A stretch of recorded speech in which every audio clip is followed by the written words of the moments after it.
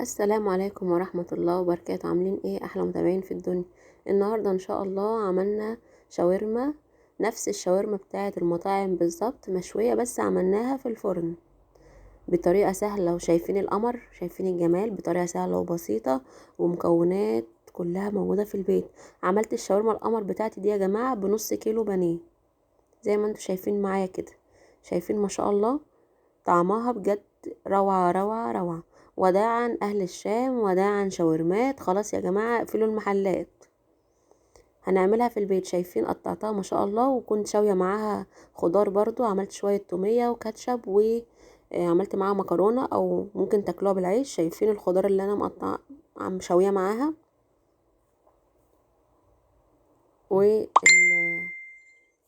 والشاورما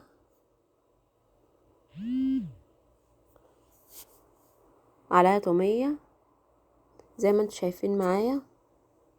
تعالوا ما نشوف المقادير كده مع بعض. نص كيلو بانيه متقطعه شرايح رفيعه، عندي بصله مبشوره، عندي ملح، بهارات مشكله، بابريكا، فلفل اسود، حبهان، بهارات فراخ، وعندي علبه زبادي، وعندي عصره ليمون، وبصل باودر، وتوم باودر. حطيت الليمون كده، وبعدين علبه الزبادي الصغيره، وكل التوابل دي مع بعض، وهقلب كده مع بعض. وبعد كده شويه زيت، معلقتين زيت كبار كده، تمام زي ما انتم شايفين معايا. وهنزل كده البانيه بتاعي،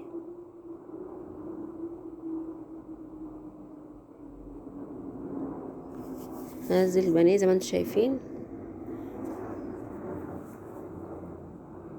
الافضل يا جماعه ان انا اسيبها في التلاجة كده ليله كامله تتبل عشان تبقى طعمها حلو زي ما انتم شايفين معايا. خلاص كده انا سبتها في التلاجة. جبت بطاطسايه كده مقشراها، هلفها بورق فويل علشان دي القاعده اللي هثبت عليها عصيان الشاورما. وجبت عندي اللي هو الستيك بتاع الشيش طاووق ده زي ما انتم شايفين كده. طبعا حطيت في الصينيه بتاعتي بصل وتوم وفلفل الوان وحبهان وورق لورا، علشان انا هحط في الصينيه ديت ميه تستوى فيها، وفي نفس الوقت الريحه بتاعت التوابل دي هتطلع على الفراخ. انا ثبت كده العصيان يا جماعه، وهبدا انزل البانيه واحده واحده كده في قلب الستيك زي ما انتم شايفين. صلوا على الرسول، اللهم صل وسلم على سيدنا محمد وعلى ال سيدنا محمد اجمعين. بعد ما اخلص كمان الحاجات ديت بقوم حطها في الفرن تستوى. تقريبا بتاخد تلت ساعة كده تستوى. وبعد كده بشغل عليها الشواية تاخد لون برضو، تقعد لها بتاع 10 دقايق ولا حاجة. يعني ما شاء الله في خلال نص ساعة هنكون عاملين الشاورما القمر دي زي ما انتوا شايفين معايا كده. انا حطيت فلفل مقطعه، برضو عندي فلفل وطماطم الوان. عايزين تحطوا بصل مفيش مشكلة حطهم. انا قطعت فلفل احمر واخضر واصفر وطماطم، وبثبت كده زي ما انتوا شايفين. على فكرة طعم الخضار معاها بجد كان طعمه رائع رائع رائع والله بجد.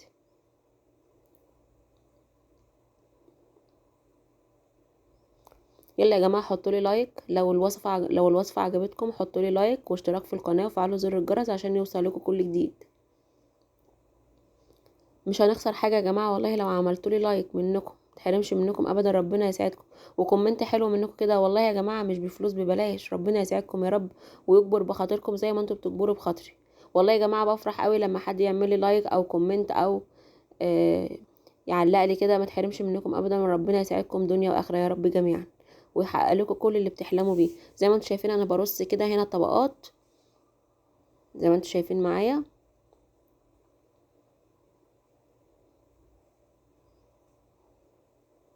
واقوم حاطه في الصينيه بتاعتي دي كده ميه، واقوم حاطاها في الفرن لمده تلت ساعه لغايه ما الاقيها استوت خالص، وبعد كده اديها لون على الشوايه.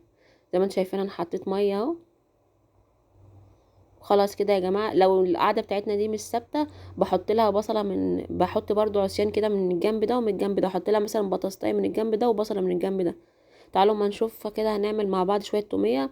عندي زبادي التوميه السريعه، عندي فص توم فرماه كده ناعم، وعندي شويه خل، تمام. ونحط معلقتين كبار مايونيز برضو، وهنقلب شويه ملح مع شويه فلفل اسود ونقلب كده. مش عايزين تحطوا كاتشب ما تحطوش، مفيش مشكله، بس بيديها طعم حلو برضو. وحمرت معاهم شويه بطاطس وعملت شويه مكرونه، وكانت الاكله دي بتاعت النهارده. يا رب تكون عجبتكم. لو عجبتكم الوصفه اعملوا لي لايك واشتراك في القناه وفعلوا زر الجرس عشان يوصل لكم كل جديد، ما تحرمش منكم ابدا. ربنا يسعدكم يا رب دنيا واخره ويكبر بخاطركم. حطيت على التوميه بتاعتي معلقه زيت زي ما انتم شايفين.